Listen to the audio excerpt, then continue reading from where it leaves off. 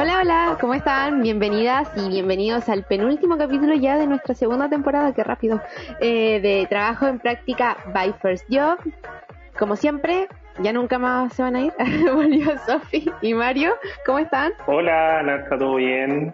Qué bueno volver a estar por acá. No sé si no nos vamos a ir de nuevo, pero ya estás grande para tomar los podcasts sola. Hola Nacha, saludos. Un adulto independiente. Un adulto independiente. Sí, y hoy vamos a conversar de cómo es trabajar en desarrollo web. Para eso trajimos una invitada internacional totalmente. Desde España nos acompaña Miriam González. Hola Miriam, ¿cómo estás? Hola, ¿qué tal? Muchas gracias por invitarme. La verdad es que me hace mucha ilusión estar aquí. Pues nada, aquí de sábado ya por Murcia, que es de donde vivo. Está en Murcia, ya son las 4, acá son las 11, nosotros desde Santiago de Chile. Bueno, Miriam es conocida en redes sociales, ella es ingeniera telemática de la Universidad Politécnica de Cartagena en España y actualmente es Senior Frontend and Developer en 64 Robots, que es una startup estadounidense. Bueno, Miriam, como te conté, normalmente partimos presente, pasado, futuro. Ese es un poco la ruta que hacemos para conocer tu experiencia profesional, específicamente en esta industria que es desarrollo web. Así que si nos puedes contar cómo es trabajar actualmente en el cargo en el que estás, en la empresa en la que estás, cuáles son tus deberes, cuál es tu rol. Bueno, pues principalmente lo que yo hago es desarrollar aplicaciones webs. En este caso, la empresa que estoy actualmente, aparte de que tenemos aplicaciones internas, pues también trabajamos con clientes y desarrollamos aplicaciones para clientes. Entonces, mi labor como parte del equipo de frontend es desarrollar la interfaz de usuario con la que los usuarios van a interactuar. Y bueno, básicamente pues programando todo el día estas interfaces. También organizamos un poco tareas para gestionar con el equipo y testeamos las aplicaciones y un poco todo lo que vamos haciendo. Entonces, voy cambiando de proyectos cada cierto tiempo, o sea, tenemos varios a la vez y en función de las necesidades pues nos van moviendo de proyecto. Más o menos pues todos conocemos un poco todos los proyectos. Y este es un trabajo 100% remoto porque la empresa en la que trabajas está en Estados Unidos. ¿Cuánto tiempo llevas trabajando en 64 Robots? Porque ¿es efecto pandemia? Llevo 6 meses. Sí, o sea, llevo unos 6 meses, o sea, más o menos empecé por abril, no llevo todavía mucho tiempo y es la primera vez que estoy trabajando en un rol 100% remoto y bueno, realmente tiene que ser así, pues eso, porque la empresa está allí en Estados Unidos y ahora mismo pues me tienen, mi contrato es como contractor y trabajo por horas para ellos. Puedo tener más clientes, pero ahora mismo mi rol es 100% trabajo para esta empresa. Y así es como lo estamos haciendo ahora. Miriam, y cuéntanos un poco cómo fue conseguir ese empleo, primero en pandemia, que ya es una dificultad, y segundo, desde España a Estados Unidos, porque también hay una dificultad con tema horario. Cuéntanos un poco cómo lo estás haciendo eso, porque yo creo que en el área en el cual tú estás, y lo hemos hablado en otros podcasts, de hecho tenemos uno de nuestros podcasts de la primera temporada que habla de encontrar trabajo remoto. Una de las mayores dificultades, primero, es dónde buscar y por qué Estados Unidos, cómo llegaste a ese empleo, y lo otro es ir fijándose sobre el tema de los horarios. Sí, bueno, en general, para encontrar trabajo remoto hay muchas aplicaciones, muchos portales de trabajo especializados exclusivamente en encontrar trabajo remoto, como puede ser Remote First, Remote OK, hay varios, hay un montón. Y ahí vas aplicando a las ofertas, pero ya sabes que todo lo que hay ahí va a ser exclusivamente remoto y te puede salir empresas de cualquier parte del mundo. Mi caso es especial, es diferente, porque como yo soy creadora de contenido en redes sociales, compañeros míos de trabajo actualmente me conocían de crear contenido. Entonces, cuando ya habían españoles trabajando en esta empresa y cuando apareció una oportunidad o un puesto de trabajo, contactaron directamente conmigo para entrar en el equipo porque ya conocían lo que hacía y sabían que lo que yo hacía se ajustaba a lo que ellos necesitaban. Pero lo normal es eso, es buscar portales exclusivos de trabajo remoto. Miriam, y otra Otro tema que hemos hablado bastante en los episodios anteriores es la creación de esta carrera paralela, que tiene que ver con todos aquellas experiencias que desarrollas mientras estás estudiando tu carrera profesional, mientras estás en la universidad. Trabajando. O también trabajando, que en el caso tuyo es como lo que estás haciendo en redes sociales, ¿cierto? Crear contenido. Entonces, cuéntanos un poco cómo fuiste desarrollando esa experiencia, quizás cuando estudiabas, cómo partiste en ese mundo y también cómo le puedes traspasar eso a nuestros usuarios que están quizás ahora en la universidad, pero quieren desarrollar otras experiencias paralelas. Sí, pues a ver, yo empecé a crear contenido. Sí es verdad que mientras trabajaba, o sea, cuando yo estaba estudiando todavía no me había lanzado a la creación de contenido, pero es verdad que ayuda mucho, sobre todo a estar actualizado y a estar como más presente en la comunidad. La comunidad de desarrolladores es muy grande y también la suerte que tenemos es que hay mucho apoyo entre todos, ¿no? A lo mejor ya no solo te vale la creación de contenido, sino que a lo mejor simplemente por estar activo en redes sociales y preguntar, o en comunidades y preguntar tus dudas, preguntar cosas que estás estudiando en ese momento, te ayuda muchísimo porque no se va a quedar esa pregunta en el aire. Todo el mundo responde y ayuda y al final entre todos vamos avanzando en conjunto y eso es lo que más me gusta de lo que es la comunidad. Yo empecé solamente por preguntar cosas que estaba empezando a aprender y que quería, a pesar de que ya estaba trabajando, quería como desarrollar diferentes roles y quería empezar a aprender de esos temas y me metí en la comunidad y empecé a investigar, empecé a preguntar, conocí gente, conocí diferentes comunidades y a partir de ahí fue cuando se me ocurrió empezar a crear contenido, pero ya digo, al principio lo usaba solamente de consulta, de, oye, vosotros que estáis haciendo lo mismo que yo, ¿os habéis enfrentado esto antes? ¿Cómo solucionarlo? Y la verdad que ayuda mucho y por eso que yo siempre animo a quitar el miedo de preguntar, lanzar preguntas, que alguien se ha encontrado con eso antes seguro. Miriam, de igual manera siempre has tenido esta generación de contenido, porque me contabas que antes tuviste un blog que no iba relacionada con tecnología, que era más personal, ¿cierto? Pero siempre ha estado ese bichito de generar contenido de tu parte. Sí, yo cuando ya en mi adolescencia empecé a toquetear cosas de tecnología y bueno, me encantaba el tema blog, bueno, en aquel momento es lo que más se llevaba y empecé pues bueno, a un blog como un diario, básicamente. Luego después de eso sí que empecé por YouTube y empecé por Instagram y demás, pero no estaba centrado en desarrollo, era otro tema totalmente diferente, que era el tema más relacionado con moda y maquillaje, que era como mi hobby. Y después, cuando ya llegué a esto de la comunidad vi que podía como juntar esas dos cosas que yo hacía. Entonces, por eso decidí empezar a crear contenido, porque ya llevaba la experiencia de haberlo hecho en otro sector, en otro rol, y aquí pues podía como mezclar esas dos cosas. Pero sí, el gusanillo de crear contenido siempre lo he llevado ahí. Oye, otra pregunta también con respecto a tu background. Tú estudiaste ingeniería telemática.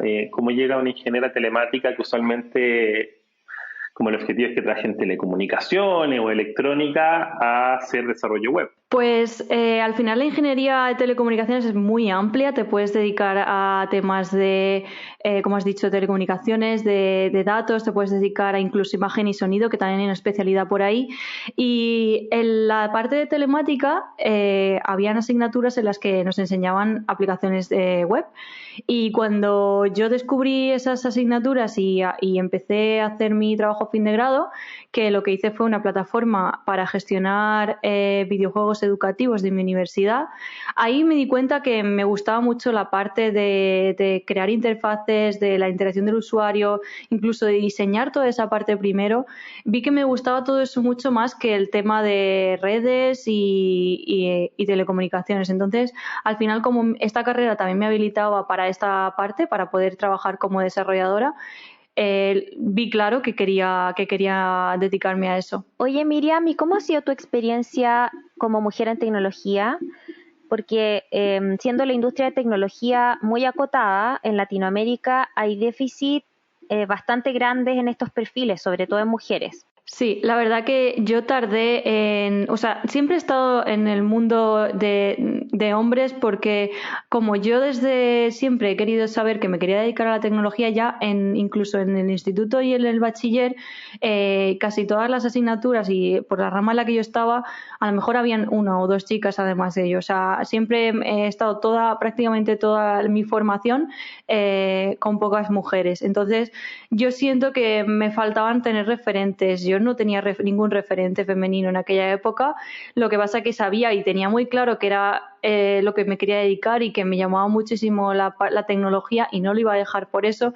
Pero sí es cierto, e incluso a día de hoy, que creando contenido también se nota muchísimo, que es como cuesta un poquito más avanzar porque como que tienes que demostrar el doble lo que haces y justificarlo todo, y cuando a lo mejor eso a los hombres no les pasa, ¿no? Entonces, para mí es muy importante rodearme de mujeres en el sector y por eso apoyo mucho comunidades de mujeres en la tecnología, porque entre nosotras es como que ya no nos sentimos tan solas en este mundo tan masculino y podemos avanzar un poquito más fácil que como lo teníamos antes. Entonces, a mí ahora todos estos movimientos que estamos encontrando y que hayan cada vez más referentes mujeres, para mí me parece muy positivo. Y dentro de ese proceso de referencia, ¿cómo ves tú la creación de comunidades más globales? Porque usualmente las comunidades de developer tienden a ser comunidades bastante locales e incluso locales y enfocadas en ciertos frameworks. Por ejemplo, está el Beer JavaScript, está, no sé, temas de Ruby on Rails, como que no solamente en la mayoría hay hombres y es por un tema de la carrera y todas las carreras STEM en general tienen hombres, pero que a la vez estas comunidades son como, se van haciendo aún más específicas y cerradas en un contexto en donde quizás les cuesta ir a buscar personas en otros lados. Sí, la verdad que sí, yo creo que sean tan específicas igual, pues eso, limita un poco a que vaya más gente, porque se crea como esta sensación de, no fanatismo, sino como que apoyas demasiado mucho una tecnología y parece que solo esa es válida y ya las demás no valen, pero yo siempre apoyo que, bueno, todas las tecnologías son válidas para todos, simplemente hay que elegir la que mejor te vaya en cada proyecto. Entonces, a mí me gustan las comunidades más globales, como dices. No entiendo el motivo por el que no se hagan a lo mejor una internacional o una por países, que simplemente junten a todos los desarrolladores de ahí, da igual de qué tecnología o de qué ámbito sean. Yo creo que eso sería mucho más beneficioso para toda la comunidad, sí. Y dentro de ese contexto, hablando de comunidad y de especialización, ¿por qué decidiste especializarte en frontend? ¿Y qué te gusta del trabajo que hoy día tú haces? Pues es un poco lo que he comentado antes de cuando estuve haciendo mi trabajo fin de grado, que me di cuenta que, bueno, al final era un trabajo completo y tuve que hacer todas las partes, pero me di cuenta que lo que más me gustaba era la parte de la interfaz de usuario, porque siento que ahí es donde puedo expresar toda mi creatividad. Porque además también me meto un poquito en mi rol actual, también me meto un poquito en la parte de diseño, entonces puedo tomar decisiones a nivel de producto de cómo va a ser visualmente la interfaz. Entonces me gusta que lo que estoy programando se vea, que tenga interacción, que luego el usuario puede utilizarlo, ver también cómo reaccionan cuando utilizan la aplicación, los cambios que se le pueden hacer, ir mejorando la experiencia de usuario.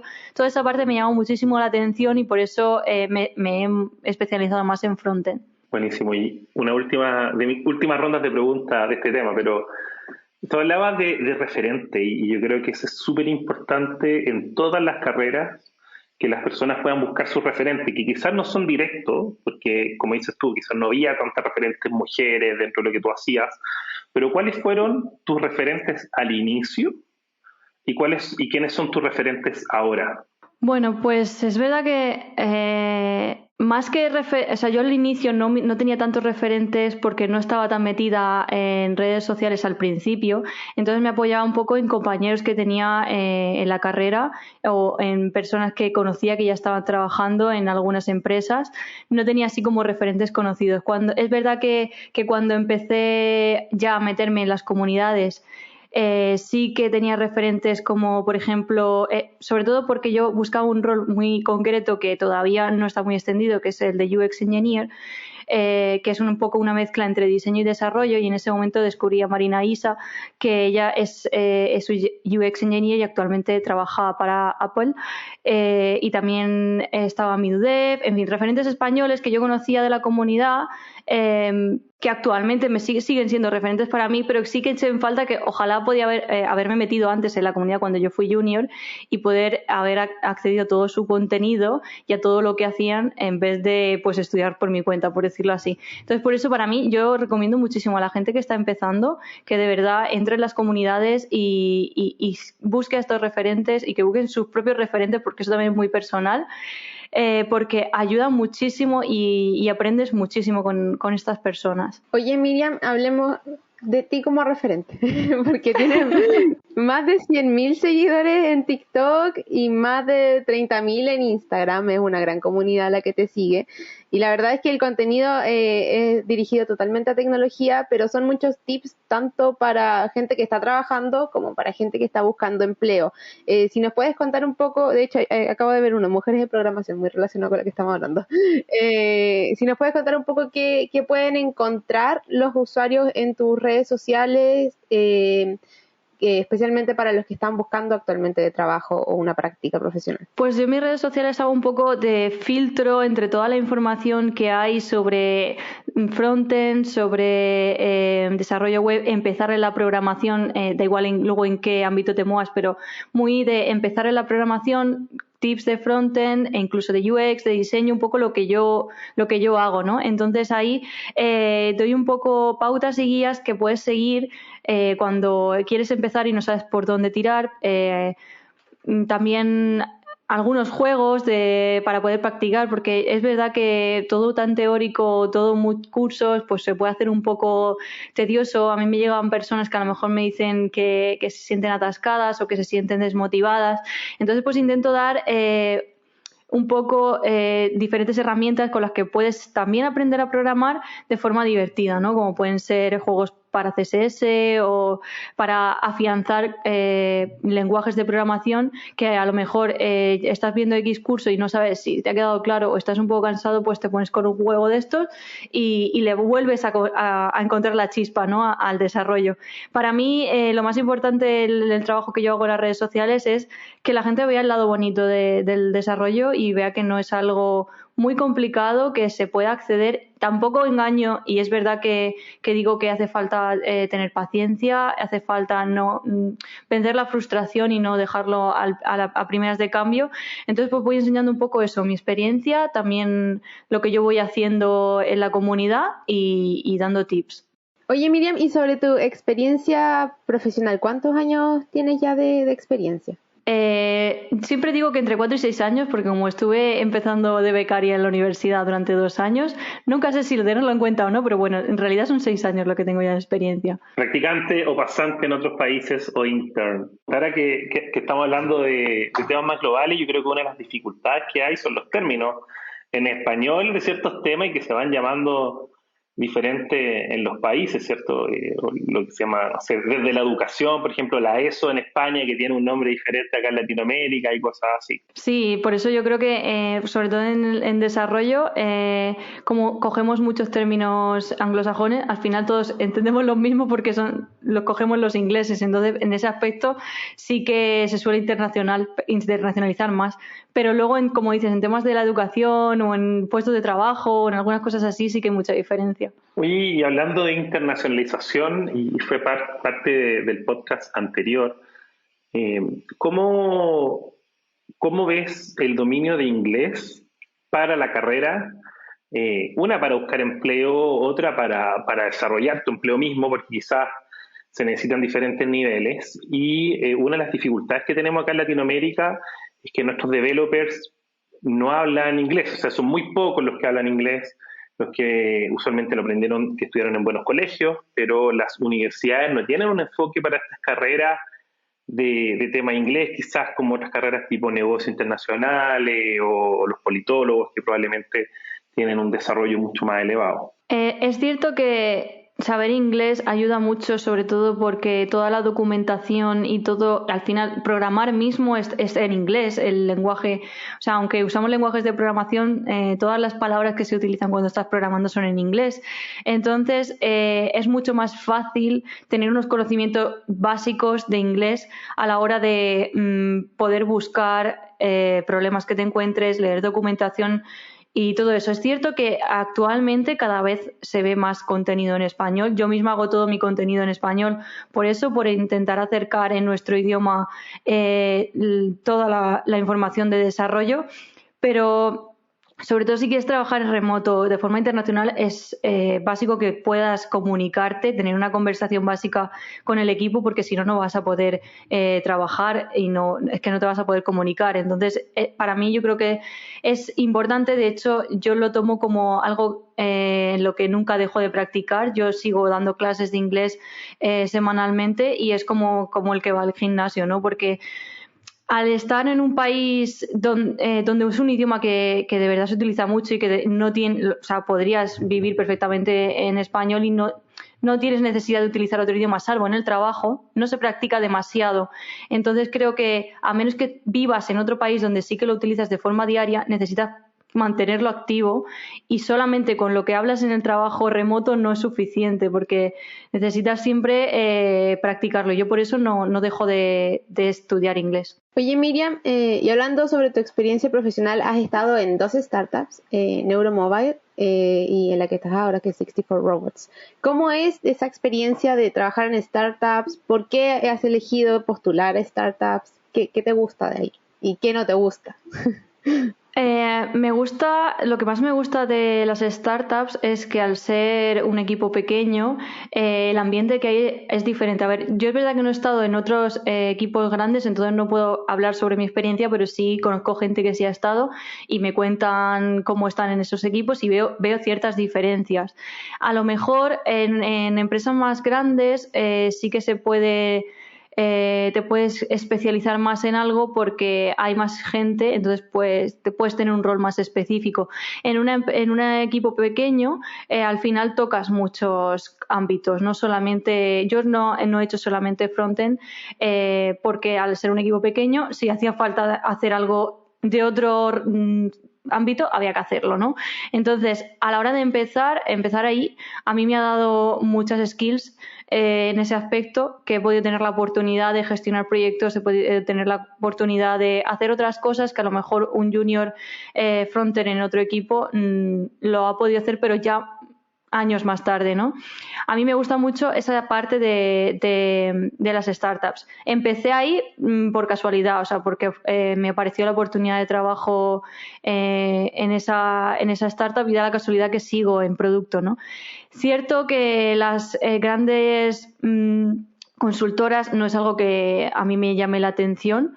De momento yo sigo en startups porque por la experiencia que tengo es lo que más me gusta. No descarto que el día de mañana, si por lo que sea me cambia, me aparece una buena oferta en una consultora, pues quién sabe, pero yo de momento no es algo que esté barajando.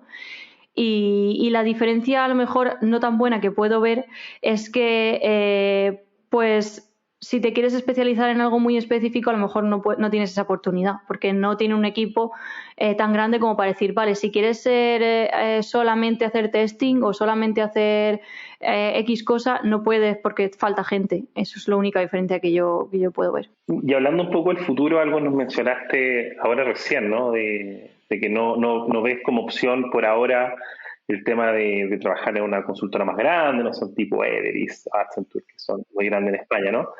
Pero más a futuro, o sea, tú llevas 4 años, a tus 10 años de experiencia, ¿cómo te ves? ¿A ti te gustaría emprender? ¿Te gustaría dedicarte 100% a la creación de contenido? ¿Te gustaría dar clases? ¿Te gustaría, no sé, irte a trabajar a otro país? ¿Te gustaría seguir trabajando a distancias de Murcia? Cuéntanos un poco tus expectativas? Pues es cierto que la parte de la creación de contenido me llama mucho, cada vez me llama más y me están saliendo muchas oportunidades por esa parte y es algo que sí me haría ilusión el día de mañana dedicarme 100% a la creación de contenido, pero por otro lado no quiero dejar de programar porque me gusta mucho, ¿no? Entonces yo creo que seguiría programando, igual a lo mejor no como trabajo principal porque sería la creación de contenido, pero sí que me gustaría emprender, crear contenido y igual tener algo de formación por mi cuenta, o sea, dar formación por mi cuenta. Me encanta, buenísimo, Miriam. De hecho, siempre hacemos esta pregunta también pensando que el público que nos escucha son estudiantes o recién egresados. Y en ese sentido, ¿qué consejo les podrías dar a quienes están en esta etapa?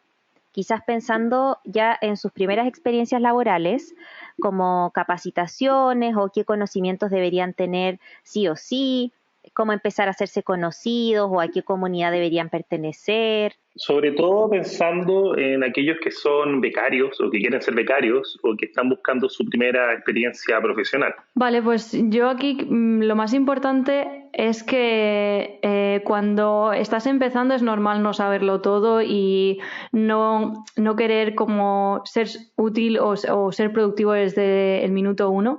Yo siento que lo más importante en una persona que está empezando es la capacidad que tiene de buscar la solución, de ser autosuficiente, autodidacta, esas ganas de resolver las cosas, más que tener muchos conocimientos de todo, porque al final eso lo vas a ir adquiriendo en el primer trabajo, ¿no? Entonces, habilidades sociales, las soft skills son muy importantes. Entonces, la comunicación con el equipo, saber también cómo preguntar esas dudas que tienes es muy importante. Pertenecer a las comunidades te ayuda un poco a esto, porque cuando entras en comunidades pues, como puede ser OS Weekend aquí en España, o bueno, es que hay un montón de comunidades, ahora mismo se me ha ocurrido esa, pero al final entras y vas preguntando, vas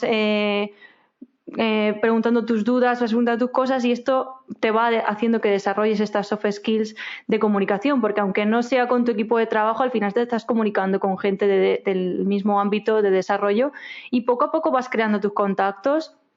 Y ya mismamente abrirte una cuenta de Twitter y empezar a seguir cuentas de desarrollo y hablar y contar al aire las dudas que tienes, va haciendo que poco a poco vayas teniendo tu red de contacto. Así es como empecé yo.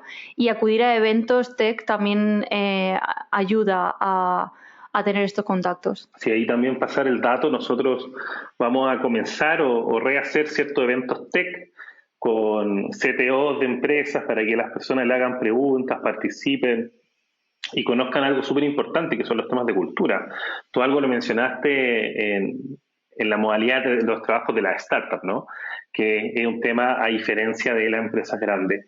Un poco hablando del futuro y quizás bien específico para quienes son del área informática, ¿cuál es tu opinión sobre el futuro del desarrollo frontend? Y voy a poner acá unos ejemplos, sé que ahí en tu blog, y quiero que quizás nos digas tu usuario para quienes nos están escuchando te puedan seguir también, pero todo va a ser en específico. ¿Qué opinas la evolución que va a tener Figma, la evolución que va a tener herramientas como Notion, como Airtable o el uso de herramientas que empiezan a automatizar situaciones, todo lo que se viene con el mundo no code fuertemente y todo lo que se está viniendo ahora con Web3? Vale, son muchas cosas. Sobre el movimiento no code, yo este miedo que le tienen los desarrolladores porque, madre mía, nos van a quitar el trabajo, yo creo que no es un competidor sino un aliado. Todos los temas no code a mí me gustan mucho porque puedes validar ideas, puedes acelerar procesos en cosas que no necesitas crear una aplicación o estar haciendo una web o estar haciendo algo muy denso que te puede llevar mucho tiempo. Cuando quieres lanzar algo rápido, quieres validar la idea rápidamente y a partir de ahí ya en el futuro, si vas teniendo ese feedback, pues ir construyendo la aplicación más grande, ¿no? Entonces, herramientas como Notion y como Airtable te pueden ayudar a gestión, ya no solo a gestión, sino también a validar ideas. Yo soy muy fan de Notion, mi web la tengo construida en Notion porque no quería gastar mucho tiempo programando la página web cuando realmente yo quería que estuviera el contenido ahí y que vieran lo que hago, y ya mis códigos ya lo haré en otras aplicaciones, ¿no? Pero yo quería algo que pudiera lanzar rápido, que pudiera actualizarlo rápido y que no me llevara mucho tiempo de hacer. Y para mí el no-code lo veo como un aliado. Luego, tema Figma, yo creo que Figma nos ha abierto un mundo en el diseño muy importante, porque ha hecho que haya una comunidad en torno a la aplicación, igual que tenemos en desarrollo un montón de comunidad y un montón de librerías y cosas que hace la gente que tú puedes utilizar. La comunidad de Figma que hay ahora mismo, y que puedas coger diseños que ya hay hechos y trabajar sobre todo eso, a mí, por ejemplo, me ayuda mucho porque no soy 100% diseñadora, pero sí que puedo reutilizar y basarme en diseños que ya hay en la comunidad. Luego también creo que el tema de que todo esté componentizado dentro de la aplicación ayuda mucho con la comunicación al equipo de desarrollo, porque en desarrollo también todo es componentizado. Entonces, que pasemos de esa mentalidad que podemos tener a lo mejor con las herramientas que habían de Adobe, más de diseño digital, y ya pasamos a tema componentes, a que los diseñadores también tengan ese concepto de componentes en la mente, puede estar muy bien y puede ayudar mucho en el futuro a la comunicación entre equipos de diseño y desarrollo a la hora de desarrollar aplicaciones. Y sobre la web 3.0, creo que está todavía muy, muy en pañales, está muy verde, pero hay que estar pendientes, porque toda la tecnología NFT ahora mismo pues está como muy latente y está muy de moda, pero si se trabaja bien y se madura más adelante, porque ya digo, ahora mismo es que van cambiando las tecnologías cada momento, creo que por ahí va a haber un futuro y sobre todo en desarrolladores, va a haber mucho trabajo por ese lado. No aconsejaría ahora mismo a lo mejor especializarte en alguna de esas herramientas, porque ya digo, está muy verde, pero sí tenerlo en el ojo y tenerlo ahí pendiente para ir viéndolo. Oye, Miriam, y respecto a la industria en la que trabajas en sí y desde tu experiencia de trabajo, ¿qué ha sido lo más desafiante a lo que te has tenido que enfrentar, y qué le dirías a los próximos profesionales que entren a la misma industria? ¿Qué va a ser los desafíos más grandes que van a tener? Pues a ver, a veces los desafíos más grandes son contigo mismo, porque esto es una profesión en la que juega mucho el estado mental y cómo te encuentres tú mentalmente, porque te vas a encontrar con muros constantemente y te vas a tener que estar resolviendo cosas que superan lo que tú conoces hasta ese momento constantemente, porque si no, no vas avanzando. No te quedes en la zona de confort, tienes que ir enfrentándote a cosas que desconoces y que te dan miedo, y sobre todo no descuidar la salud mental, porque cuando no estás bien mentalmente te vas a frustrar más en el trabajo, vas a sentir que no estás rindiendo lo suficiente, y es que nuestro trabajo es muy mental porque se nos tienen que ocurrir las soluciones. Entonces no siento que te vayas a enfrentar a un problema que sea como el problema de tu vida que no has solucionado nunca, no, porque problemas al final nuestro trabajo se trata de resolver problemas.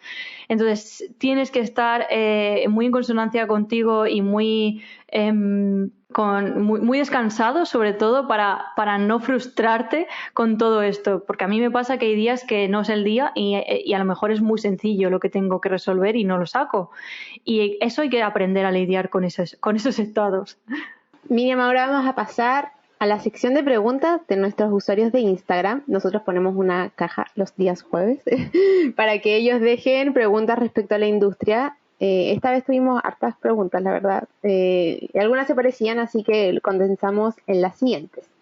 La primera es: ¿qué es lo más difícil de desarrollar web en general? Pues yo creo que lo más difícil es cuando resolver ideas que te plantean, pero que a nivel de desarrollo necesitas que sean eficientes y a la vez que se pueda usar bien. Es como tienes que tener en cuenta muchísimas variables que a lo mejor cuando te han pasado la solución no es exactamente lo que tienes que hacer, y tienes que replantear que eso funcione bien y que una mejora sobre eso. Darte cuenta de que lo que te están pasando para desarrollar no es exactamente lo que debe de ser para evitar rehacer en el futuro, creo que eso es lo más complicado. Porque lo más normal es que a ti te pasan un diseño y dices, vale, lo hago y ya está. Y luego vienen problemas de no ha quedado bien o no funciona exactamente bien. Entonces, la capacidad de adelantarte a eso creo que es lo que vas aprendiendo con el tiempo y lo que más cuesta. Claro, la capacidad de equilibrar de cierta forma lo técnico con la usabilidad que le tienen que dar posterior. Exacto. La otra pregunta es, ¿dónde es mejor capacitarse? Como ¿qué recomendarías? ¿Alguna institución en particular? ¿Algún sitio web? ¿Alguna revista? Vale, es que esto depende mucho de la situación personal de cada persona porque depende también de la capacidad económica que puedas tener. Puedes optar por la educación pública, puedes optar por algún bootcamp, puedes incluso ser de forma autodidacta porque ahora mismo hay muchísimo contenido gratuito para aprender desarrollo. Entonces, el camino que elijas no creo que te vaya a hacer mejor o peor desarrollador. Simplemente elige el que más se adapte a tu situación. Pero eso sí, cuando lo tengas claro, haz una guía de los pasos que vas a seguir y qué metas quieres conseguir y qué vas a aprender en cada cosa. Porque sobre todo si es autodidacta, si es un bootcamp, al final la guía ya te la dan en el bootcamp y si es en la pública lo mismo. Pero si vas de forma autodidacta, necesitas hacer eso tú, porque si no te vas a perder en un mundo que hay mucha información y es muy grande y el camino que quieres construir lo tienes que ir haciendo tú. Entonces yo aconsejo primero tener claro ese camino para no agobiarte. Y a la siguiente no es pregunta, es más bien una solicitud que hicieron y es que cuentes alguna experiencia curiosa que te haya pasado mientras desarrollabas algo. ¿Alguna experiencia curiosa? Pues a veces pasa que desarrollas, sobre todo cuando estás en formularios siempre te llega alguna situación en la que dices, ¿cómo es posible que haya pasado esto en concreto? Sí, o sea, una situación que el usuario ha hecho y tú no logras conseguir ver cómo leche se ha dado esa situación. Y no puedo contar exactamente qué era lo que estaba pasando por temas de confidencialidad y demás, pero sí recuerdo que estuvimos pues a lo mejor un día entero varias personas del equipo intentando averiguar cómo se había llegado a esa situación. O sea, reportaron un error y nos quedamos que no sabíamos cómo se podía llegar a esa situación y gastamos muchísimo tiempo intentando y era de verdad que era una situación muy, muy curiosa. Había como que tener poca cobertura, en fin, había que hacer una situación muy específica y eso a mí como que me abrió la mente en el sentido de lo que yo vaya a pensar que va a hacer el usuario, siempre va a haber algo que se me va a escapar.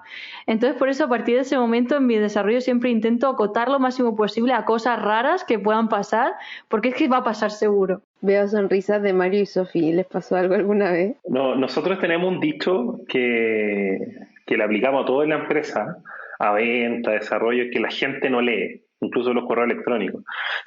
Nos recordamos de muchas cosas que hicimos. A veces pueden ser errores a nivel de programación, pero a veces como lógica de las personas, que cómo se le ocurrió contestar de esa manera si es que le estaban preguntando otra cosa. Entonces nos reíamos de ese tema que por confidencialidad tampoco podemos decir en detalle qué es. Pero sí es verdad, yo he experimentado eso y esa gente no lee. No solo en el trabajo, en la vida. En la vida. Sí, se lee en diagonal normalmente. La penúltima pregunta es, ¿se necesita saber sobre diseño, HTML o CSS? ¿O todo? Pues para poder ejercer como front-end developer sí que necesitas tener los conocimientos básicos de HTML, CSS y JavaScript, porque al final cuando trabajes de esto, aunque utilizas un framework, todo esto está basado en JavaScript y bueno, y la maquetación de la interfaz, pues siempre con HTML y CSS.